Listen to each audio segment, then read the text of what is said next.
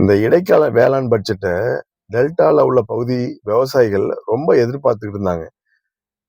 47,248 கோடி ரூபாய் நிதி ஒதுக்கியிருக்கானுங்க.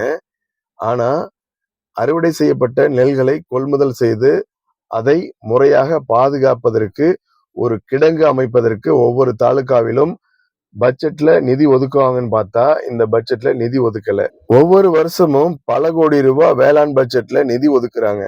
கொள்முதல் செய்யப்பட்ட நெல் மூட்டை மூட்டையா ஒவ்வொரு தாலுகா மாவட்டங்கள்லயுமே பாத்தீங்கன்னா மழையால இந்த வருஷம் ஏகப்பட்ட சீரழிவுகளை சந்திச்சது.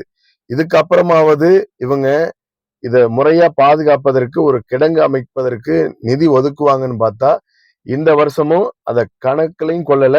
அறுவடைக்கு பின் கொள்முதல் செய்யப்பட்ட நெல்களை பாதுகாக்க இயலாத இந்த அரசு என்ன உருட்டி இருக்கானுங்கன்னா, இந்த நிதியாண்டுல பட்ஜெட்ல நிதி எவ்வளவு ஒதுக்கி இருக்காங்கன்னு பாத்தீங்கன்னா, விவசாயிகளோட விளைநிலங்களை பாதுகாப்பதற்கு நிதி ஒதுக்கி இருக்கானுங்க. இது எவ்வளவு பெரிய உருட்டு தெரியுமா? அது இந்த நிதியை அப்படியே ஆட்டையை போட்டுருவானுங்க. இதுதான் நடக்கும். விவசாய பொருட்களை பாதுகாக்க இயலாத அரசாங்கம் டாஸ்மாக் கடைகளை பாதுகாப்பதற்கு மிகப்பெரிய குடோன்களை ஒவ்வொரு மாவட்டங்கள்லயும் அமைச்சிருக்காங்க.